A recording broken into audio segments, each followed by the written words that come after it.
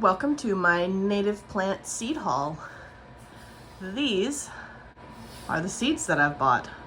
That does not look like a very big stack. However, I've already put most of these out for winter sow, so there aren't really any seeds in them, but there are plenty of varieties in there for you to check out this year. So come join me for this native plant seed haul. So I did really restrain myself this year. I still had some seeds left over from last year, as well as all of the double dormancy ones that I didn't get planted to do. So I have plenty of native plant seeds for this year. This does not include the free seeds that I got from my local native plant group, which I'll do in a separate video. So let's take a look at what I've got here in this handful.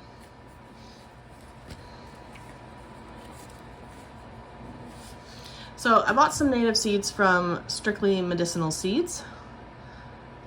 So these are grown and collected in the Pacific Northwest, I think. So this is the red bee balm, Monarda didyma. It is not locally native to me, but it is in New York, one state over. It is a short-lived perennial. So usually you get a couple of years, maybe 3 years or so, out of this. And the seeds are really hard to find. They're hard to buy. So I'm going to really focus on collecting seeds each year so I have enough of my own seeds collected from my own garden. Likes moist open woods, meadows, stream banks, and mountains. It is a sun, part shade plant, and it likes moist to wet soil.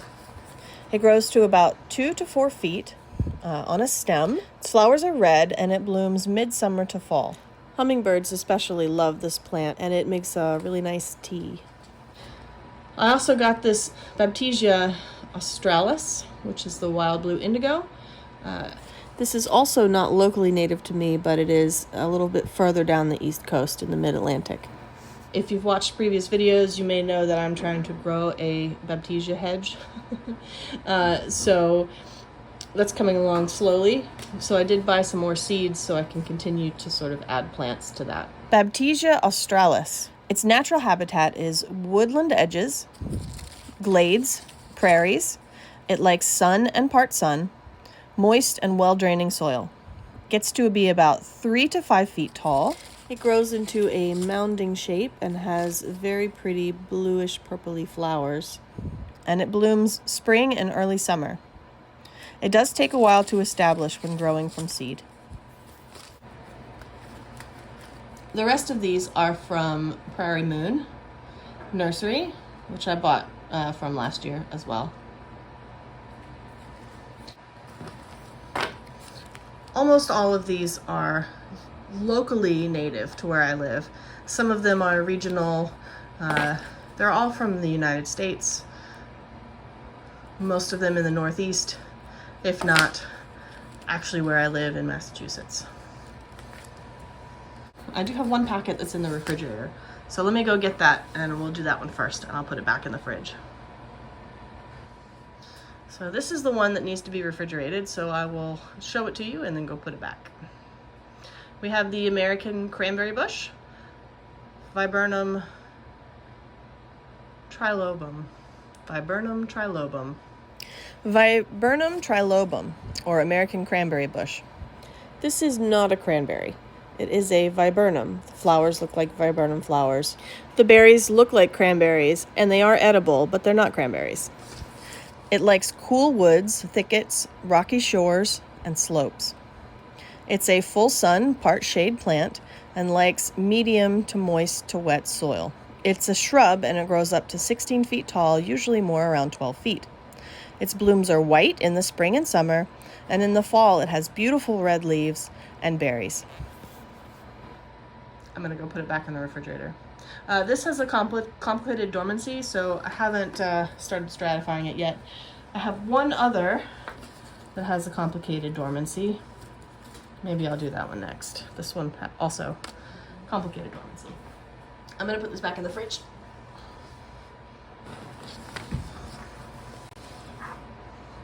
So this is the Michigan lily, Lilium michiganese.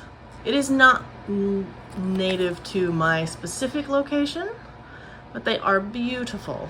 And so I really want to try to grow some of these. It has a series of bright orange flowers growing up from a single stalk that curve and arch and then sort of dangle. I have not started these outside in winter sow yet. There's still actually seeds in this packet. Look at that. Isn't that spectacular? Its natural habitat is in wet meadows and low ground. It likes sun and part shade and will tolerate deeper shade. It likes moist to wet soil. It grows up to 6 feet tall on single spikes. The flowers are red and orange with some yellow, and they hang and nod. They bloom in the summer.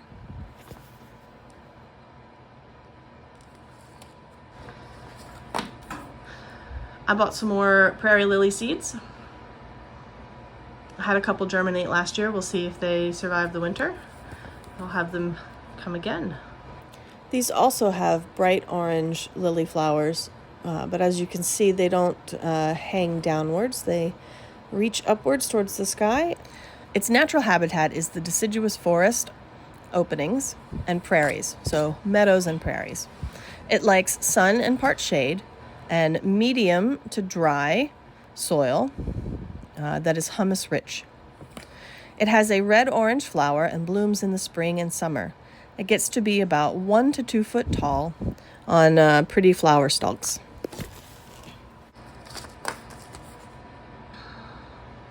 Osmorrhiza longistylis. This is anise root.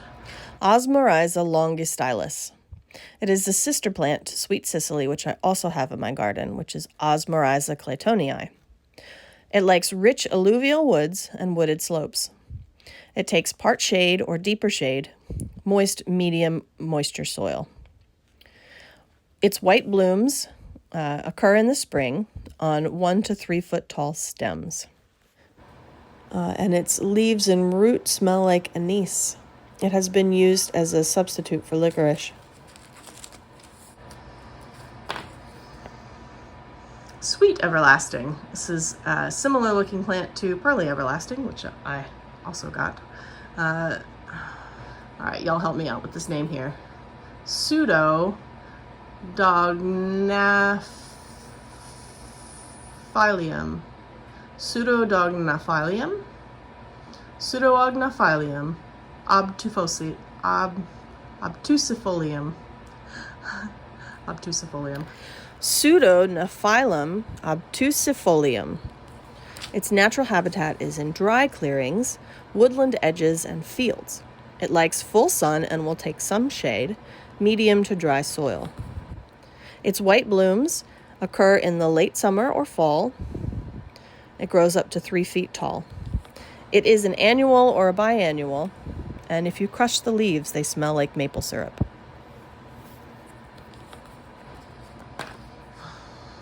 Clustered mountain mint. I thought I was growing some of this a while back, and it turned out to be Virginia mountain mint instead, but Pygnanthium muticum. Pygnanthium, I think, is actually the right way to say that. I've been saying it wrong for a while, but fun times. Pygnanthium muticum. It likes grassy open places, fields, dappled woodlands, moist meadows, and low woodland areas. It likes full sun or part sun and medium to dry soil. It grows up to 3 feet tall with white and sometimes red, pink, or blue purple tinges for their blooms, which occur in the late summer or fall. One of my favorite things about this is how it uses its leaves to look like flower petals.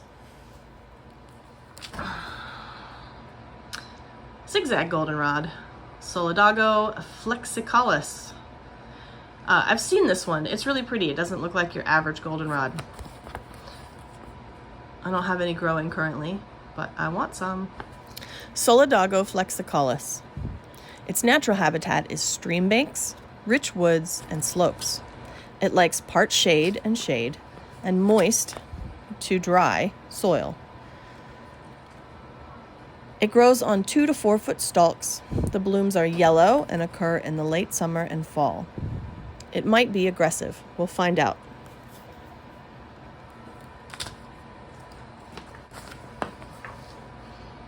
Fringed gentian. This is Gentianopolis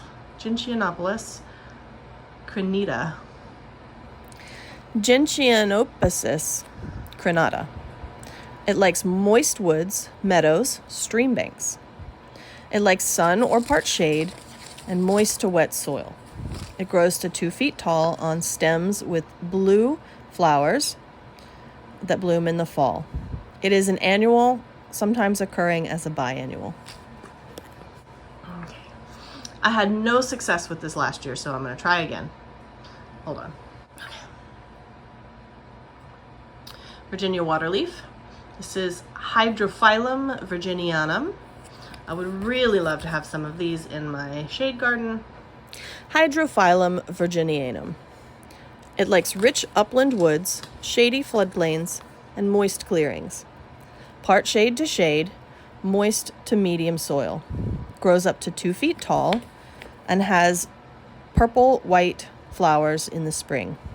Great for foliage and ground cover. I have one mayapple plant growing and I love it and I want more, so I bought seeds. All right, let's try this name out here. Podophyllum pelletum. Podophyllum pelletum, the mayapple. Its natural habitat is deciduous forests, shaded fields, riverbanks, or road banks. It likes part shade or deeper shade, moist to medium to dry soil.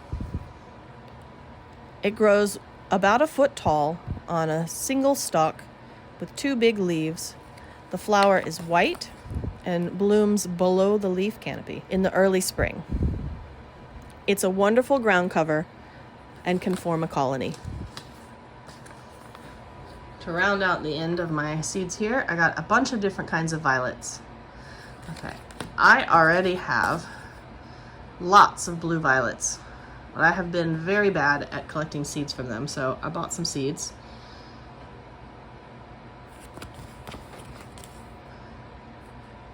They basically will take any conditions as long as it's not too dry or like a pond. Viola sororia. Its natural habitat is rich, moist woods, swamps, and lawns. It likes sun, shade or part shade, and moist to average or dry soil, not too dry. It grows up to about 10 inches in bunches, usually more about 4 inches tall. The flowers are usually blue, but there are also varieties that are pink and white with purple. They bloom in the spring. This is the pink form, Viola sororia rubra. And I got this one, which is the bicolored form, Viola sororia premacina. I don't think this one is strictly local to me, but I'm gonna grow it because it's pretty. I do actually have a lot of these already growing in my yard that are this sort of a white-blue variety. Still takes basically any condition. Love that. It's great as a salad and is very adaptable to a variety of conditions. So those are the native seeds. Why do I feel like I missed some? I did, didn't I? All right, let's not skip these because I'm actually kind of excited about these. All right. We have pointed-leaved tick trefoil, which is Desmodium glutinosum.